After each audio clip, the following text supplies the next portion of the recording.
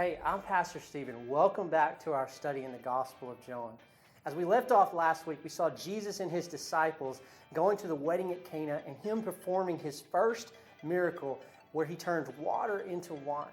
Today, we're going to see another side of Jesus that we might not often see, where Jesus clears out the temple.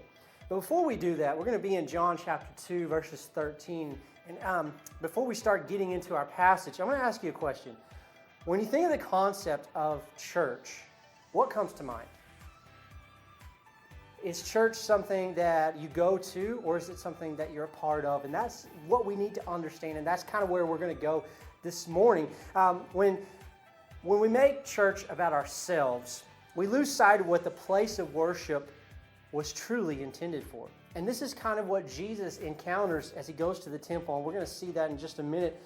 See, the place often becomes more important than the people, and that's the problem that we face in our churches today. We often say we're going to church, and I'm guilty of this as well, but what do we really mean? Oftentimes we refer to the church as the building, and it is so much more than just the building. It is the people. It is more than the place. It is the people in the place, and it is about the person of Jesus Christ.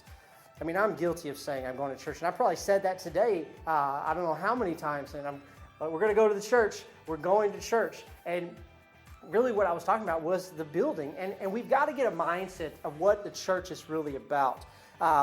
See, we should be saying that we're going to be a part of the church, or we're going to experience church, or we're going to gather as the church. Our language often reveals our intentions, and we've got to be more intentional about what we say and how we describe the church to people. Because if I'm lost and I don't know anything about the church, I'm going to drive by and I'm going to see this building and I'm going to think that's the church. But what happens if the building burns down? Or what happens if we're no longer allowed to be in a building? And we have seen this as COVID has gone across our land, how people had a hard time worshiping together. And did that make us any less of a church? And so we've got to understand what the church really is. In this passage, we see Jesus take drastic measures to see that the place of worship remains a place where God receives the glory. So let's look a bit deeper here in verse 13 of chapter 2. And we see it was nearly time for the Jewish Passover celebration. So Jesus went to Jerusalem. In the temple area, he saw merchants selling cattle, sheep, and doves for sacrifices. He also saw dealers at tables exchanging foreign money. So the first point I want to bring out is that church is a place to gather, not to gain. And that is something we need to understand, is it is more than a place to receive or what you can get out of it. And this is the mentality that a lot of people have, is that when they go to church, they expect the church to cater to them, the church to serve them, the church to make sure that all of their needs are taken care of. And yeah, to an extent, that's one part of it. But the church was meant to worship and gather and glorify God, and not to meet your personal needs, your personal desires, or what you think church should be like. To cater to you, it is to cater to God. Now, when he walked into the temple area, he saw merchants selling cattle, sheep, and doves for sacrifices, even saw dealers exchanging foreign money. So what did Jesus do? Look at verse 15. So Jesus made a whip from some ropes and chased them all out of the temple, driving the sheep and cattle out, scattering the money coins all over the floor, and even turning over the tables. Could you imagine? Jesus walks into the scene. He walks into the temple and he sees what's happening in this temple area. And so he gets some ropes, makes a whip, and he starts chasing people out. What if Jesus walked into churches today? Would he do the exact same thing? And that's kind of what I'm afraid of, is that many of our churches today, that if Jesus walked in, he would be chasing them out with whips because of the way we have treated the concept and idea in the place of worship and the people that are in there to worship God. Now, his message for the people, look at what he says in verse 16. Get these things out of here. Stop turning my Father's house into a marketplace. What had happened in this very place that was dedicated to life change dedicated to worshiping God, now was being made a mockery. These merchants decided to take advantage of the vast crowds who were coming to Jerusalem for Passover. And it was time of Passover, so people came from all over the corners of the globe to Jerusalem who were there to give sacrifices and celebrate the festival of Passover. And so all of these people were here, and they were using this as a giant marketplace. And they lost the concept of what it was intended to be, that it was a place of worship. It was a place dedicated to give God glory. See, Jesus drove them out, trying to get them to understand that God's house was not there to make money or for personal gain. God's house is a place to gather for the purpose of worship. When we make it about ourselves, we lose the whole point of gathering together. And that's the first thing we've got to understand about church, is that church, yes, is a called out assembly. What are we called out to do? Give God glory, to worship God. So the next thing I want you to see here as we move into verse 17 is that, yeah, a church is a place to gather, not to gain, but church is about Jesus, period.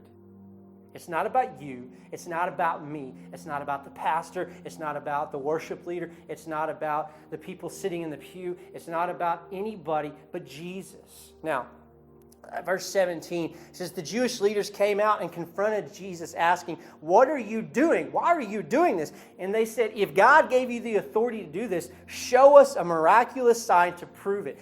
I believe they did this because they were trying to test Jesus. Maybe they have heard about the miracle that he did at Cana where he turned water into wine.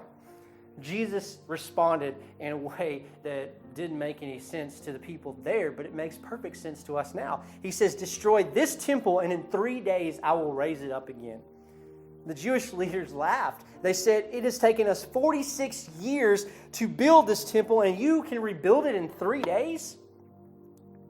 Jesus was talking about his own body, which was the sign that he is the Messiah, as John the Baptist mentioned earlier on in the book.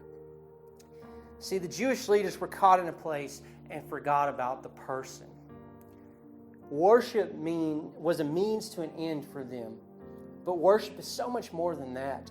It is about the person of Jesus Christ, the man, Jesus. It is about the Son of God that is coming together and celebrating God, is worshiping God, and learning more about the teachings of Christ and what Christ wants to do with us. It is the pep rally to inspire us to go out into the world and share the good news of Jesus Christ.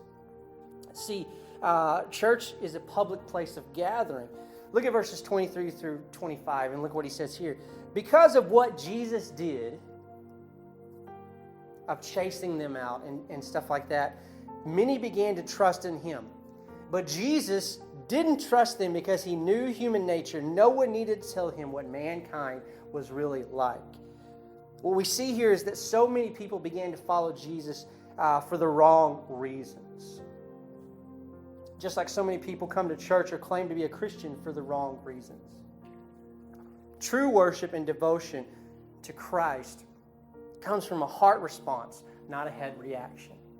And it is all about what Christ has done for us, and therefore we respond in worship.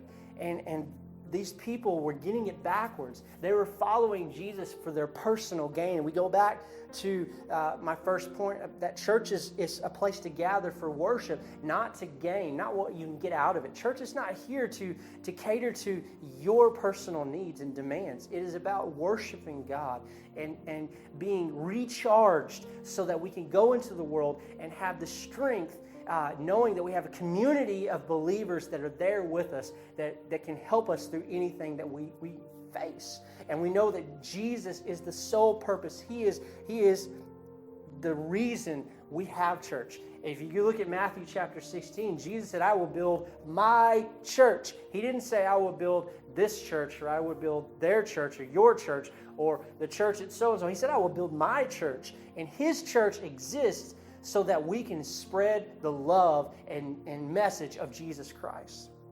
So how about you? What is church to you? Why do you go to church? Is it something you can live without? Or is it an opportunity to come together as a body of Christ for the purpose of lifting up the name of Jesus? And we've got to understand that if we come to church for what we can get out of it, we're like these merchants that are trying to get a profit from other people worshiping, trying to gain from the other people coming in to worship God. And it's not about what we can receive. It's not about what we can gain. It is all about what we can give. Church is not about getting, it is about giving. It's almost like Christmas, right? It's not about what you receive, it's about what you can give. And we come to serve God in the midst of the church.